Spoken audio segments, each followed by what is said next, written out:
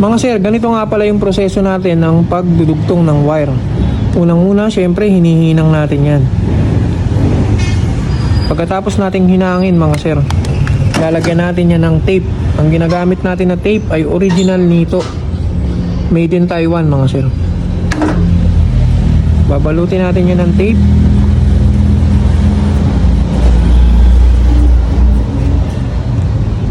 Pagkatapos natin bilutin ng tape mga sir, nilalagyan pa natin yan ng shrinkable tube.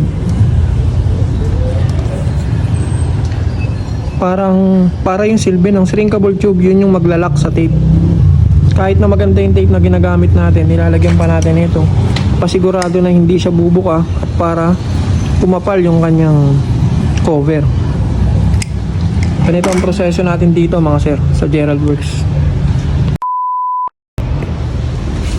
Magandang umaga sa inyo mga sir. Meron na naman tayong customer ngayong umaga, Raider 150 carb.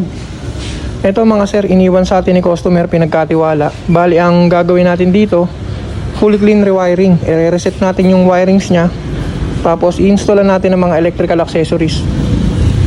Ang isa sa issue nito mga sir, yung kanyang wiring sobrang gulo. Tapos loaded na ng wiring dito sa may bandang ulo niya.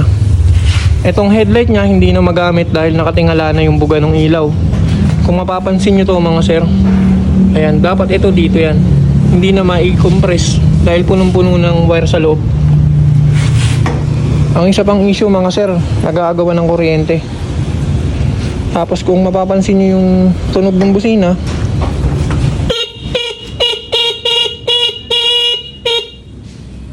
nag-aagawan na mga sir. Tsaka yung busina niya masyado na nako-compress dahil dun sa dami ng wire sa kanyang ulo.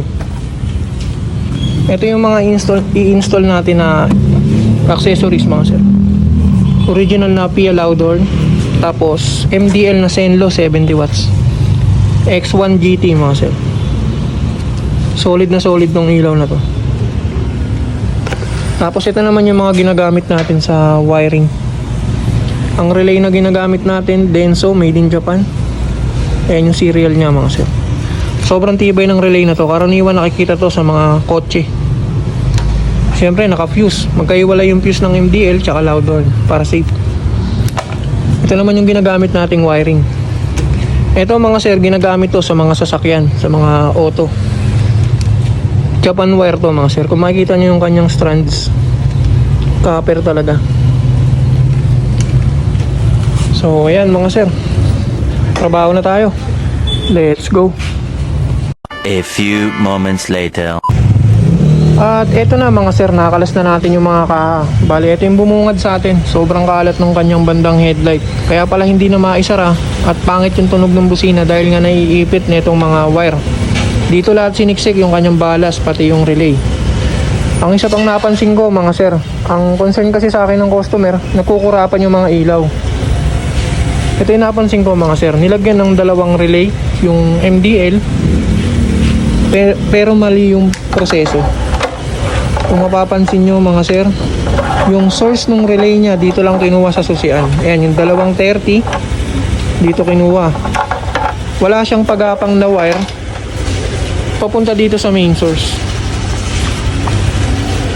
Pagka ganyan mga sir, sablay yung pagkakakabit ng MDL. Etong relay na nilagay niya, wala tong silbi. Kasi ang purpose nito mga sir, para makadirect dun sa main source, which is sa battery. Ang ginawa, dito lang din kinuha. So kahit wala kang relay, ganun din ang proseso. Wala ring silbi to mga sir. Hindi alam nung gumawa nito yung function ng relay. So dyan din kinuha.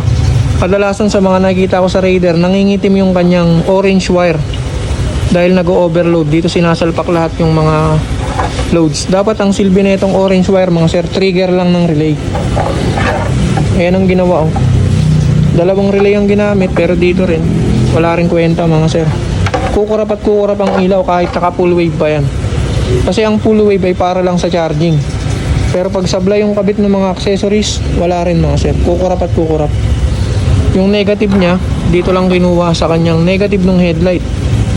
Mas maganda mga sir pag magkakabit ng MDL, yung main source na positive tumagos dun sa battery, pati yung negative mga sir padaanin nyo na rin dun, bali dalawang wire.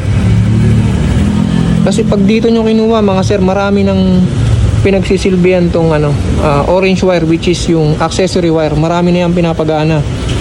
Pinapagana niya yung switch, yung headlight, signal light, yung tail light, pati yung brake light, dyan lahat kinuha. So pagka inasa mo pa dyan ng MDL, wala na mga sir.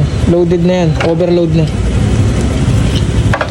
So eto mga sir, ang gagawin natin dito, pagka wiring natin, gagawin natin tong one line setup.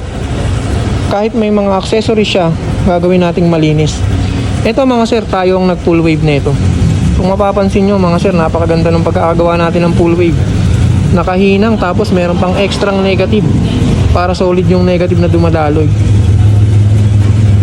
Hindi lang tayo naantay ni sir dahil nga loaded tayo ng gawa. Sa iba siya nagpakabit ng MDL kasi yan, ganito yung ginawa sa kanya. Ngayon lang ulit tayo nagka-slot, kaya yun, naisingit natin si sir. Dapat tayo ang gagawa ng MDL niya, kaso nga lang sobrang loaded tayo ng gawa. Yun, no? Walang pinagapang dito. Dapat meron yan dito mga sir. Tapos may fuse dapat.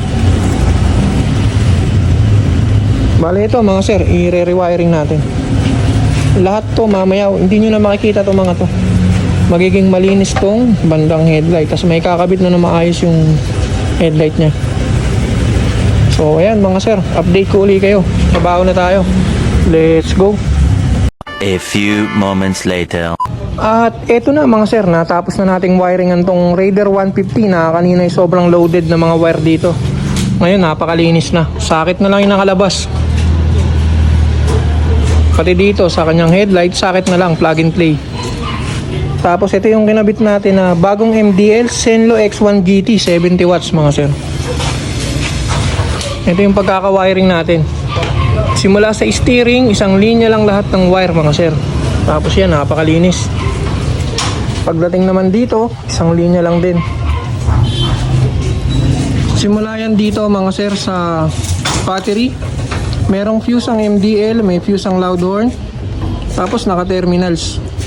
Hindi lang natin basta-basta iniipit sa tornilyo. Dito naman sa negative mga sir, dalawang wire yan. So tag-isa ng negative. Yung may sariling negative itong loud horn, meron ding negative yung MDL. Para hindi nagagawan mga sir. Tapos ayan. Andito yung ating relay na Denso. 2 piraso yan mga sir. Ito naman, dati na natin tong gawa. Full wave natin to ay Rago mga sir. Ito naman yung ating kinonvert na Honeywell switch version 2 all-in-one function. Bale ito mga sir, kasabay natin to ginawa noon. Itong full wave nya. So ayan mga sir, napakalinis. Testingin natin yung kinabit natin sa kanya na Pia horn original.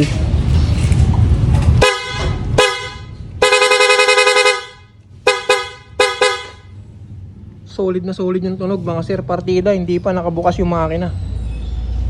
Ito naman yung MDL. Napakalakas. Sakop nito 2 kalsada mga sir. Senlo X1 GT. Basta proper ang install mga sir, todo bigay yung ilaw nya. Hindi mag-aagawan ng kuryente. Malinis na yung pagkakagawa, tapos proper yung procedure. Ganyan tayo gumawa dito mga sir. So ayan, buuin na natin yung kaha, tapos testingin natin ulit. Let's go.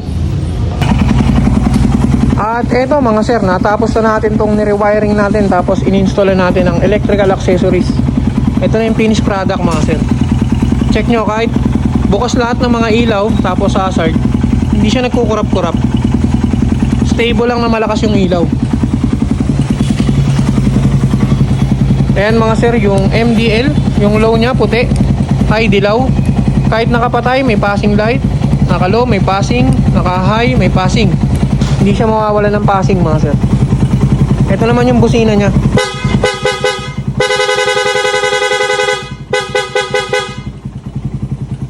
Solid na solid yung tunog mga sir. Ibig sabihin lang nun, maganda yung daloy ng kuryente, hindi nag-aagawan. So ayan mga sir, sa mga gusto pong magpagawa, PM lang po kayo sa page. By schedule po yung gawaan ko mga sir. Hindi po ako tumatanggap ng sobrang dami. Hindi rin po ako tumatanggap ng walk-in. Para po yung oras natin buong buo para sa unit nyo. So ayan po, sa mga gusto magpagawa mga sir, PM lang po kayo sa page. Maraming salamat po sa panonood. God bless and ride safe always.